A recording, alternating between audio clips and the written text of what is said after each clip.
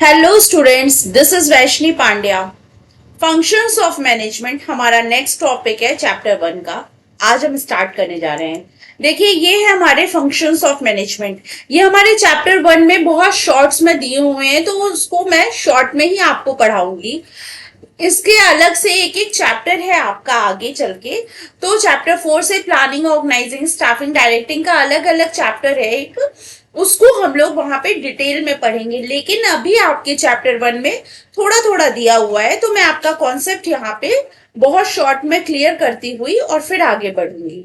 Okay, तो start करते हैं। हमारा फर्स्ट फंक्शंस ऑफ मैनेजमेंट होता है प्लानिंग, नेक्स्ट होता है हमारा ऑर्गेनाइजिंग, उसके बाद आता है हमारा स्टाफिंग, देन आपका डायरेक्टिंग और उसके बाद आपका कंट्रोलिंग। ओके, तो ये मैनेजमेंट के फंक्शंस होते हैं और ध्यान में रखिएगा ये इसी स्टेप में होते हैं। ओके, ये इसी स्टेप में होते हैं। ठीक है, तो आइए वन बाय वन हम इसको पढ़ते हैं। क्या है ये प्लानिंग? फर्स्ट हमारा है planning. Planning is the functions of determining in advance what to do, when to do, how to do and who is going to do it. मतलब प्लान करना, किसी चीज को पहले से प्लान करना, किसी चीज को पहले से सोचना समझना, मैपिंग करना किसी चीज की कि हम क्या करने वाले हैं, क्या करेंगे, कब करेंगे, कैसे करेंगे, कौन करेगा। इस सारी बातों का आंसर आपको प्लानिंग में मिल जाएगा। ये सारी बातें हम सोचेंगे और इसका आंसर निकालेंगे। ठीक है, कि हमें क्या करना है, कब करना है, कैसे करना है। क्लियर है? This implies setting goals in advance and developing a way of achieving them effectively and efficiently। फिर से वही बात, इफेक्टिवली एंड इफिशियंटली। कॉस्ट भी मिनिमम रखनी है, टाइम सेविंग भी करनी है। ओके, और क्या करना है हमें अपने ऑर्गेनाइजेशन में, क्या काम करना है, इसको आप पहले से डिसाइड करिए, एडवांस में डिसाइड करिए, और फिर उसको आप अपने टारगेट को किस तरीके से अचीव करेंगे ये भी आपको प्लानिंग में ही डिसाइड करना है। और किस तरीके से करना है, इफेक्टिवली भी होना चाहिए, इफिशियंटली भी होना चाहिए। हमें कॉस्ट भी मिनिमम रखनी है और सामान भी टाइम पे प्रोड्यूस करना है। ओके, काम भी टाइम पे कंप्लीट करना है। Planning cannot prevent problems, but it can predict them and prepare contingency plans to deal with them if and when they occur। Plan करने का मतलब ये बिल्कुल भी नहीं है कि अब आपको कोई भी प्रॉब्लम्स नहीं होंगी। ओके, प्लान करने का मतलब ये बिल्कुल भी नहीं है कि अब आपको प्रॉब्लम्स नहीं होंगी। प्रॉब्लम्स तो होंगी ही होंगी, लेकिन आपने इतने अच्छे से अपनी प्लानिंग कर रखी होगी कि आपके पास दूसरा कंटिंजेंसी प्लान तैयार होगा कि अगर ये प्रॉब्लम मेरी आ गई, यहाँ पे कोई डिफिकल्टी आ रही है, तो आप नेक्स्ट प्रोग्राम, नेक्स्ट प्लानिंग जो आपने की है, आप उस रास्ते चल दीजिए और अपने टारगेट को अचीव कर लीजिए। ओके, तो यहाँ पे साफ साफ क्लियर बताया गया है कि प्लानिंग करने का मतलब ये है कि planning can not prevent problems. आप प्रॉब्लम्स से, मतलब आप खत्म नहीं कर सकते हो प्रॉब्लम्स को, आप प्रिवेंट कर सकते हो अपने आप को। ठीक है, आप पहले से प्रेडिक्ट करोगे और उसके लिए आप कंटिजेंसी प्रोग्राम बनाओगे। आप उसको फेस करने के लिए, उन प्रॉब्लम्स को फेस करने के लिए तैयार रहोगे, क्योंकि आपने सोचा था ये हो सकता था, तो next program, next problem, next solution आपके पास होगा। Okay, planning bridges the gap between where we are and where we want to go. तो यहाँ पे बोल रहे प्लानिंग आपका एक ब्रिज है जो इस गैप को पूरा करेगा। यहाँ पे हम हैं और यहाँ पे जाना चाहते हैं। ओके, वेयर वी आर, यहाँ पे हम हैं, वी आर, और where we want to go. ठीक है, यहाँ पे हम जाना चाहते हैं। अब इस यहां से यहां पहुंचने में क्या क्या प्रॉब्लम आने वाली है, क्या क्या चीजें हमें फेस करनी है, वो सारी बातों की प्लानिंग हम करते हैं। क्लियर है? वो सारी बातों की प्लानिंग हम यहाँ पे करते हैं। इसीलिए हमारा फर्स्ट स्टेप प्लानिंग दिया गया है। फंक्शंस ऑफ मैनेजमेंट का फर्स्ट स्टेप हमारा प्लानिंग होता है। प्लानिंग से ही हमारे यहाँ हमारे मैनेजमेंट की शुरुआत होती है। प्लानिंग में ही हम ये डिसाइड करते हैं हमें क्या करना है, कब करना है, कैसे करना है। क्लियर है? चलिए नेक्स्ट हमारा है ऑर्गेनाइजिंग। नेक्स्ट हमारा फंक्शंस ऑफ मैनेजमेंट है organizing. Organizing is the management functions of assigning duties, grouping task, establishing authority and allocating resources required to carry out a specific plan. यहाँ पे हम अपने टारगेट को, जो प्लानिंग में हमने सोचा था कि ये हमारा टारगेट है, ये हमारा टारगेट है, हमें इस ये काम करना है, इस टारगेट को अचीव करना है। अब इस टारगेट को हम ऑर्गेनाइज करेंगे। ऑर्गेनाइज करने का मतलब है, इतना बड़ा मैनेजमेंट होता है, इतने बड़े सा मैनेजमेंट को कोई एक पर्सन तो हैंडल नहीं कर पाएगा, तो इसको हैंडल करने के लिए कई लोगों की जरूरत होगी। तो काम को छोटे छोटे पार्ट्स में हमें डिवाइड करना होगा, काम को छोटे छोटे पार्ट्स में डिवाइड करना होगा हमें। हाँ, फिर उस हिसाब से हम अथॉरिटी वगैरह डिस्ट्रीब्यूट करेंगे लोगों के बीच में। In organizing is the management functions of assigning duties, grouping task, establishing authority and allocating resources required to carry out a specific plans. देखना क्या कहाँ पे कैसे होगा, लोगों को हम किस तरीके से मैनेज करेंगे, किसको कितनी अथॉरिटी देनी है, कौन किसको ऑर्डर देगा, कौन किससे ऑर्डर लेगा, ये सारी बातें हम यहाँ पे डिसाइड कर लेते हैं। It decides who will do a particular task. कौन एक काम को करने वाला है, कौन दूसरे काम को करने वाला है, Where it will be done, कहाँ पे काम होगा और कब होगा, कैसे होगा। ठीक है, फिर proper organizational techniques helps in accomplishment of work and promote both efficiency of operation and the effectiveness of results। अगर आप प्रॉपरली चीजों को ऑर्गेनाइज करके रखोगे, क्या क्या आपको टेक्नोलॉजी चाहिए, किस टेक्निक से आप क्या काम होगा, वहां प्लानिंग में आपने डिसाइड किया आपको करना क्या है, किस मेथड से करना है, किस तरीके से कहाँ पे करना है। यहाँ पे आप देख रहे हो कि क्या टेक्निक इन्वॉल्व होगी, कितनी मशीन्स लगेंगी, डिवाइड करोगे काम को, डिवीजन ऑफ वर्क होता है, यहाँ पे ऑर्गेनाइज करोगे चीजों को, किसके द्वारा कौन सा काम करवाना है, किसके द्वारा दूसरा काम करवाना है, इन सारी चीजों को यहाँ पे आप मैनेज करोगे। और जब काम आपका बहुत सलीके से मैनेज होता है, तभी आप प्रॉपरली, इफेक्टिवली और इफेक्टिवनेस के साथ काम कर सकते हैं, इफिशियंटली एंड इफेक्टिवली वर्क कर सकते हैं। Okay, different kind of business require different structure according to the nature of work।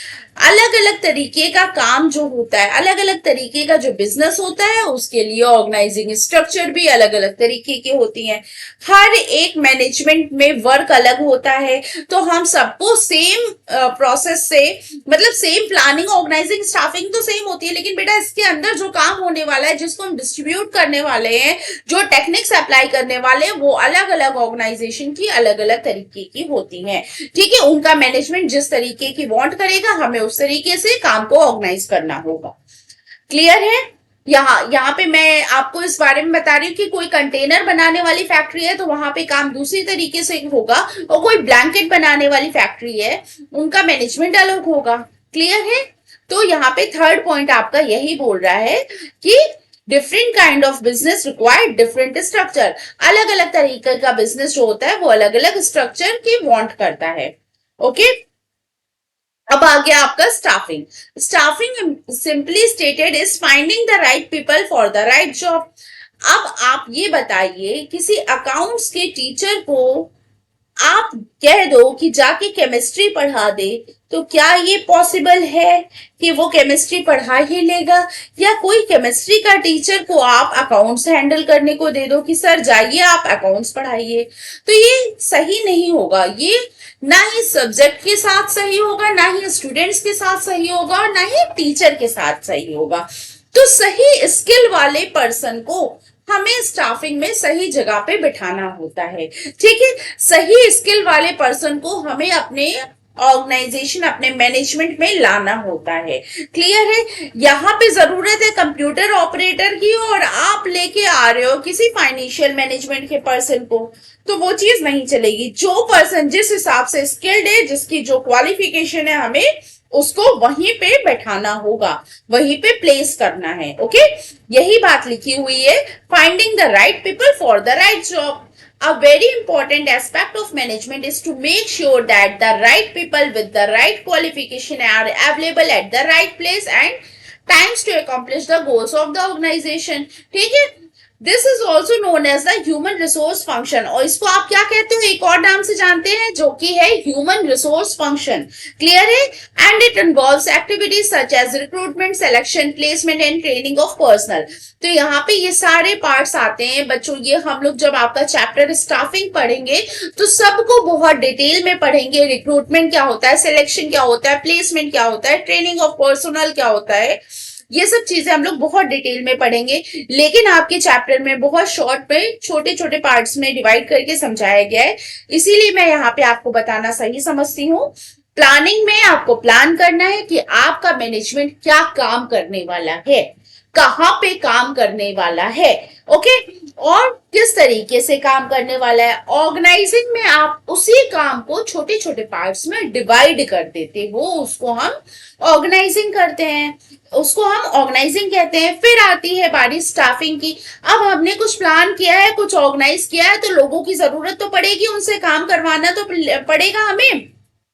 अकेले तो हम सारा मैनेजमेंट संभाल नहीं पाएंगे, तो इसलिए हम लोगों को रिक्रूट करते हैं. ठीक है, तो जब हम पढ़ेंगे डिटेल में स्टाफिंग, तो मैं आपको रिक्रूटमेंट, सिलेक्शन, प्लेसमेंट, ये सारी बातें बहुत डिटेल में समझाऊंगी. अभी इतना ही समझिए, हम रिक्रूट करते हैं, फिर लोगों को सेलेक्ट करते हैं, और फिर किसी एक पर्सन को हम प्लेस करते हैं, और उस पर्सन को प्लेस करने के बाद उसकी सीट पे हम उसको ट्रेनिंग देते हैं. ठीक है, तो ये हो गया आपका स्टाफिंग. इसके बाद आता है आपका डायरेक्टिंग. भाई अब किसी को आपने लगा लिया है काम पे, लेकिन उसको मोटिवेट करना होगा, उससे काम निकलवाना होगा. तो काम निकलवाने के भी कुछ ट्रिक्स होते हैं. आप उसको मोटिवेट करोगे, आप उसको लीडरशिप दोगे, आप उसको जो है कम्युनिकेट करोगे बहुत अच्छे से, है ना, डायरेक्ट करोगे. तो ये सारी बातें आपकी डायरेक्टिंग में आती हैं. जब आप अपने एम्प्लॉय को, जब मैनेजर अपने एम्प्लॉय को मोटिवेट करता है, लीड करता है, डायरेक्ट करता है, तो ये सारी प्रोसेस आपकी डायरेक्टिंग में आती है. Okay, Directing involves leading, influencing and motivating employees to perform a task assigned to them. तो उनको जो काम हमने दिया है, सौंपा है, उसको उनसे वो काम करवाने के लिए हमें यहाँ पे क्या करना होगा, लीडिंग करनी होगी, मोटिवेट करना होगा, डायरेक्ट करना होगा. काम ऐसे नहीं ऐसे करो, ऐसे नहीं ऐसे करो. ठीक है, फिर this requires establishment and atmosphere that encourages employee to their best. तो इसमें आपको क्या एस्टैब्लिश करना होता है, कैसा एटमोस्फियर की जहां पे आप अपने एम्प्लॉय से उनका बेस्ट निकलवा सको, वो अपना बेस्ट परफॉर्म करें. इसके लिए जरूरी होता है एक मैनेजर को बहुत ही अच्छे से अपने एम्प्लॉय को मोटिवेट करना, लीडरशिप करना उसकी. Okay, motivation and leadership are the two components of direction. तो डायरेक्शन के दो कंपोनेंट्स बताए गए हैं यहाँ पे, याद रखिएगा, एमसीक्यू में पूछ सकता है. मोटिवेशन के, सॉरी, डायरेक्टिंग के दो कंपोनेंट्स बताए गए हैं. एक आपका है मोटिवेशन और दूसरा आपका है लीडरशिप. ठीक, directing also involves communicating effectively as well as supervising employees at work. तो डायरेक्टिंग में क्या है, आप अच्छे से कम्युनिकेट करिए अपने एम्प्लॉयज से, अपनी बात अच्छे से इस तरीके से रखिए कि एम्प्लॉयज के दिमाग में बैठे, उनको समझ में आए और वो उसी तरीके से वर्क करना चाहें. ओके, देन आपका है motivating workers means simply creating an environment that makes them want to work. तो इस तरीके से मोटिवेट करना है कि इंट्रिंसिक मोटिवेशन आनी चाहिए, अपने मन के अंदर से इंसान काम करना चाहे. जब कोई इंसान मन से काम करता है तो ऑफकोर्स से बात है, काम बहुत अच्छा परफॉर्म करेगा. लेकिन कोई पर्सन है बस काम करने के लिए कर रहा है, तो कभी भी बेस्ट अपना नहीं देता है. तो आपको इस तरीके से, एक अच्छे मैनेजर को इस तरीके से मोटिवेट करना है कि वो एम्प्लॉय जो है उसका वो अपना बेस्ट दे. ठीक है, उस इंटरेस्ट मतलब अंदर से मोटिवेट होके वो परफॉर्म करे. Leadership is influencing others to do what the leaders want them to do. तो लीडरशिप में क्या है, आप वो काम करवाइए जो आप करवाना चाहते हैं अपने एम्प्लॉयज से. A good manager directs through praises and criticism in such a way that it brings out the best in the employee. छोटे छोटे वर्ड्स होते हैं, छोटे छोटे लाइंस होती है ना, उसका बहुत बड़ा बड़ा मतलब होता है। देखो यहाँ पे सिर्फ इतना लिखा है, अ good manager direct through praises and criticism. एक अच्छा मैनेजर वही होता है जो काम को डायरेक्ट करता है, किस तरीके से, प्रेजेस एंड क्रिटिसिज्म के जरिए से। क्या लिखा है यहाँ पे, प्रेजेस एंड क्रिटिसिज्म। तो यहाँ पे आपको तारीफ भी करनी है और यहाँ पे उसकी बुराई भी करनी है, लेकिन ये एक मैनेजर को समझना होगा कि कब आपको उसकी तारीफ करनी है और कब आपको उसकी बुराई करनी है। क्लियर है। कभी कभी होता है कि हम किसी से उसका बेस्ट ये कह के नहीं निकलवा पाते हैं कि तुम बहुत अच्छा कर लोगे, मुझे पता है, मुझे तुम्हारे ऊपर विश्वास है। कभी कभी इंसान इस तरीके का होता है, इस नेचर का होता है कि हमें उसको ये बोलना पड़ता है तुमसे तो हो ही नहीं सकता। ठीक है, तो उसको लगता है यार इसने मुझे इस तरीके से बोल दिया है कि तुमसे तो हो ही नहीं सकता, अब मुझे अपना बेस्ट देना होगा, मुझे करके दिखाना होगा कि मैं कर सकता हूं। तो कभी कभी लोगों को हमें जो है नेगेटिवली बोलना पड़ता है, नेगेटिव बातें बोलनी पड़ती है, जिससे वो जो है मोटिवेट होके काम करते हैं। तो एक अच्छे लीडर की क्वालिटी होती है वो अपने एम्प्लॉय की इस बात को जाने कि वो उसको प्रेस के द्वारा मोटिवेट करना है या लीड करना है या क्रिटिसिज्म के द्वारा करना है। ठीक है, तो बहुत अच्छे अच्छे स्टूडेंट्स होते हैं, काम अच्छा करते हैं, कभी कोई परफॉर्मेंस हिल जाती है, नहीं अच्छी हो पाती है, तो हम उसको प्रेस कर सकते हैं।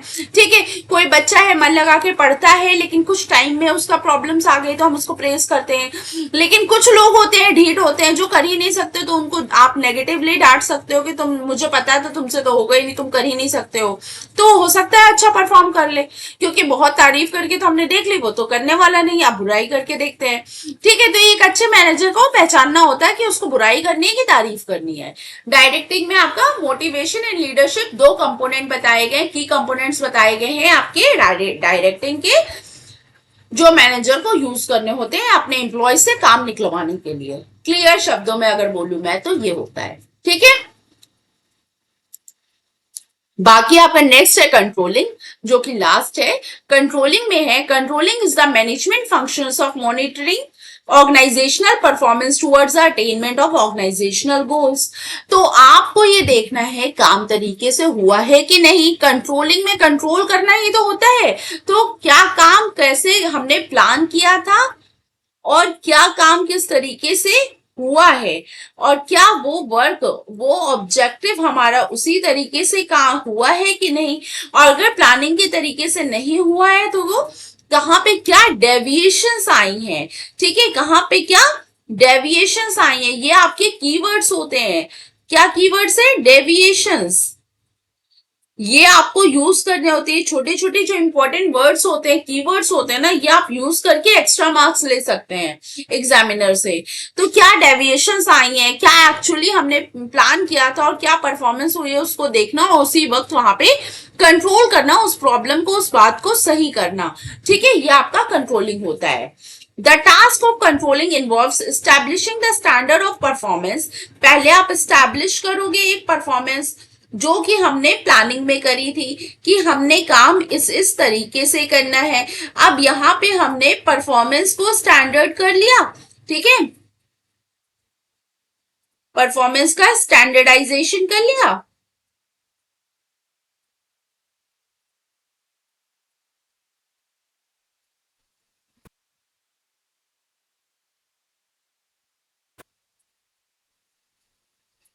इसके बाद काम होगा और उसके बाद हमें देखना होगा कि क्या काम हमारा, कंपेयर करना है कि काम हमारा प्लानिंग के अकॉर्डिंग हुआ है कि नहीं हुआ है। नहीं हुआ है तो क्या डेविएशंस आई हैं, क्या प्रॉब्लम आई है, एक्चुअली क्या था, अब क्या हुआ है। अच्छा ऐसा हुआ है तो अब हम उसको सही करेंगे। तो कंट्रोलिंग आपका है कंपैरिजन करना प्लानिंग से जो एक्चुअली वर्क हुआ है उसको देख के। ठीक है, और अगर कोई डिफरेंस आया है, कोई डेविएशंस आई है, तो उसको वहीं पे सही करना। क्लियर है। मेजरिंग करेंट परफॉर्मेंस अभी क्या है, कंपेयर करना, फिर comparing it with establish standard, जो हमने एस्टैब्लिश स्टैंडर्ड्स यहाँ पे बनाए थे, एंड टेकिंग करेक्टिव एक्शंस, और फिर उसको सही करना, taking corrective actions if there are any significant deviations between actual and plan performance. अगर कोई एक्चुअल हमारी जो परफॉर्मेंस थी और प्लान जो हमारी परफॉर्मेंस थी और एक्चुअली अभी जो काम हुआ है उसमें अगर कोई डेविएशंस आती है तो उसको सही करना। It aims to ensure whether everything is done according to the predetermined plans. तो इस कंट्रोलिंग का मेन एम होता है कि जो हमने प्लानिंग में किया था वो एक्चुअली परफॉर्म हुआ है कि नहीं हुआ है. क्लियर है? तो कंट्रोलिंग में आपका ये मतलब होता है कि जो आपने प्लानिंग करी है वो लास्ट में आपने चेक करना है कि चीजें सही तरीके से हमारी प्लानिंग के अकॉर्डिंग हुई है कि नहीं हुई है, और अगर नहीं हुई है तो हमें उसी वक्त वहां पे सही करना होता है. This is called controlling. ठीक है, तो आज हमने मैनेजमेंट के फंक्शंस पढ़े हैं, planning, organizing, staffing, directing, controlling, जिसमें कि हमने फर्स्ट स्टेप प्लानिंग पढ़ा, फिर ऑर्गेनाइजिंग. प्लानिंग में सब कुछ प्लान करना, ऑब्जेक्टिव प्लान करना, एडवांस में कहाँ कैसे वर्क होगा ये सारी बातें डिसाइड करना. फिर उसके बाद ऑर्गेनाइज करना, काम को छोटे छोटे पार्ट्स में डिवाइड करना. फिर आप उन काम को लोगों के द्वारा करवाओगे तो लोगों को रिक्रूट करना, सिलेक्शन करना, उनका प्लेसमेंट करना, ये आपका स्टाफिंग में आता है. उसके बाद आता है आपका डायरेक्टिंग. लोगों को अब आप मोटिवेट करोगे, लीडरशिप करोगे, उनसे काम अच्छे से अच्छा निकलवाना है. ठीक है, तो डायरेक्टिंग होता है. फिर उसके बाद आता है आपका कंट्रोलिंग. कंट्रोलिंग में आपने जो प्लानिंग में किया है वही कंट्रोलिंग में देखते हो कि एक्चुअली परफॉर्म किया गया कि नहीं, और अगर नहीं किया गया है, जो डेविएशंस आई है उनको आप वहीं पे सही करके काम अपना कंप्लीट करोगे. क्लियर है? तो ये 5 फंक्शंस ऑफ मैनेजमेंट आज हम लोगों ने फिनिश किया है. मिलते हैं नेक्स्ट सेशन में, और वहां पे फिर हम पढ़ेंगे कोऑर्डिनेशन, जो कि आपका लास्ट टॉपिक है फर्स्ट चैप्टर का. तब तक के लिए थैंक यू, बाय बाय.